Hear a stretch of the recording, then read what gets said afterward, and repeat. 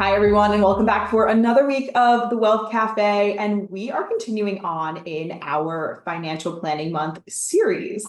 And so today we are going to talk about the different buckets and retirement. So I love this analogy or this visual that we can use because there are really three main buckets when it comes to talking about your money and your finances in both retirement and also pre-retirement. So something to talk about and consider, the FIRE movement became very popular pre-pandemic and then also into the pandemic as well. And for those who don't know what that is, it stands for Financially Independent Retire Early or Financial Independence Retire Early, whichever iteration you want to use.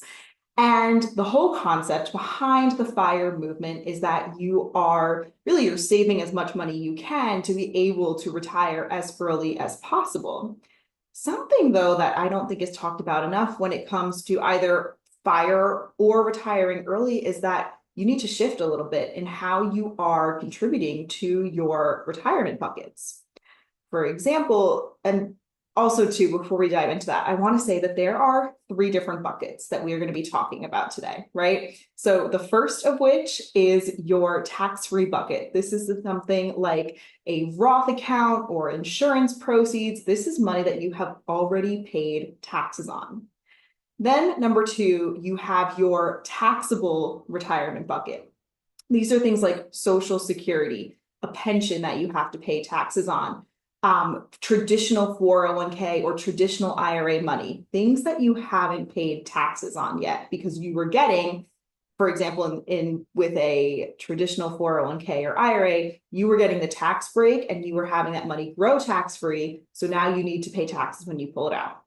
The third bucket that we are going to be talking about today is your taxable money. And that is everything that you would use both during, pre-retirement and during retirement. This is money that was probably in a traditional brokerage account or in a bank account or a high yield savings, however you decided to keep this money, and you are paying things like taxes, capital gain, or other different fees on these accounts or taxes because they are not set aside for your retirement savings and they don't have any other benefits like that. But you are able to invest and grow your money and do different things in that case, but you are paying things like capital gains or income tax. So those are the recap of the three buckets that we are going to be talking about. And if you are somebody who, let's say, wants to retire at age 50, you're really going to also have to focus not only on having enough money in retirement, but also having enough money in that taxable bucket because you can necessarily pull from your Roth IRA or your traditional IRA without penalty. Yes, there are some different ways around this, but number one, you want to be giving yourself that time to grow and you want to make sure that you are really following the rules of what these accounts are intended for. So many people I know will tap into these accounts and say, oh, it's just a loan or it's whatever, I'll pay it later. But it really does stunt the growth of the account. So we want to make sure, and this is what buckets are for, right? These buckets are meant to help you set things up so that way you have the plan for where you're going to draw at what time. And some people question, they're like, why would I use a financial advisor during retirement? Financial advisor, in theory, if you're working with the right one, should be helping you strategize what of these different buckets to be filling up leading into retirement, and then how to properly draw from them during retirement or as big life events occur, like a home purchase, children's education, buying a car, you name it. So when it comes to retiring early, you really need to focus then on adding a lot into your taxable bucket because you can pull from this bucket at any time. Yes, you want to have strategy behind it when it comes to what you're investing in to make sure it lines up with your different time periods. But unlike a retirement account, this is going to allow you to draw, let's say you do decide to retire at 50 or 55. It is before that 59 and a half that we typically see in retirement accounts. And so to avoid those penalties, you're going to have to rely on things like this taxable account. And this is why filling up these three buckets is so important and talking about the strategy behind it. And it's going to vary for every person and what their goals are. If you missed last week's video, we talked all about building a financial plan. And this really feeds in and reiterates why a financial plan is so important, is you're going to figure out what goals are going to be funding and how much you need in each of those three buckets. That's part of the financial planning process.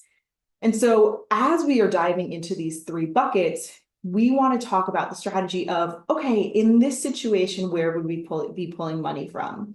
If you have an emergency, where would you be pulling from? And your different accounts feed into these different buckets that we have. So I encourage you, a little bit of homework this week. Go through your different accounts and understand which of the three buckets would they fall into. So just to recap, if you have a Roth IRA, that would fall into that tax-free account that we've covered because you've already paid the taxes on it. So that's your tax-free retirement account. If you have something like a traditional 401k or Social Security funds, that is that taxable account. You're going to pay taxes on it. Yes, you pay taxes on Social Security. I know it's still a crazy concept to everybody who hears it. And number three, what accounts do you have, like a brokerage account or a high yield savings or your checking and debit and savings accounts that feed into your taxable bucket? And if you're unsure of these, feel free to reach out to us and we can set up a consultation and talk about how your buckets are set up, because you want to understand what accounts feed into each of these three buckets and where these accounts are. That is still part of the process, right? And then you want to know, where would you pull from? If in the event that certain things happened, where would you be pulling from? And as you are working with a financial advisor, whether it's us here at Tanis Financial Group or another advisor, make sure you understand where you have these buckets for. And if you have concerns about certain life events happening, or maybe you want to pay for a child's wedding or grandchild's education, or things that may have come up more recently, make sure you're conveying these to your financial advisor. They want to hear and know so they can help you strategize.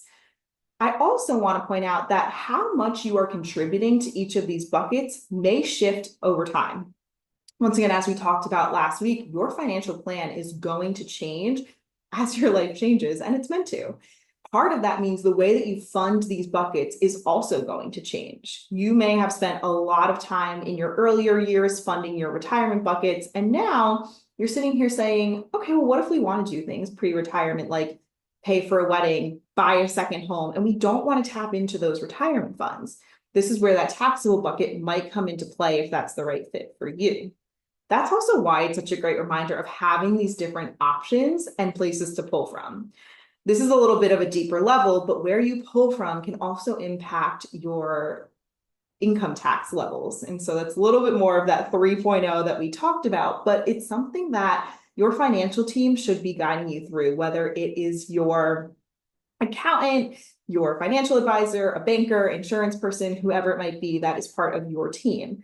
Make sure you understand the tax consequences behind all of them. And if you want to pull from these different accounts earlier than life, know what the penalties could be or the taxes, because pulling from certain accounts will also have an impact on your different tax brackets. And it's going to depend for the type of account and also potentially how long you have been holding those investments. If you have a taxable account, which could be your typical brokerage account, and you pull money out and you've made, for example, $100 in interest or dividends, whatever it might be, in the last 6 months, that's considered a short-term gain. So that is going to come in and impact your income rather than your capital gains. So there's so many different moving parts to this, and this is why it is essential to understand on a personal level what you have and how it's working for you. I encourage you, if you have any questions about this, please reach out to us and schedule some time to talk. I know it can be confusing, and we want to make sure that you have your buckets, the buckets you need set up for your lifestyle, and as well, you know where you can be pulling from, and your advisor should be working with you in order to help you figure out, where can you pull from? What if you decide to have additional life events and you want to take the family on vacation? It's what the money is for. So make sure you are working with your financial team, and we will see you next week as we dive into a full financial plan. And I can't wait to show you the ins and outs of it so you can really take a look and understand visually what the financial planning process looks like. I think it's going to be very powerful, and I can't wait to see you next week. Thanks for watching this week's episode of The Wealth Cafe. Looking to learn more about financial planning and wealth management? Visit tanisfingroup.com to apply for an introductory call today.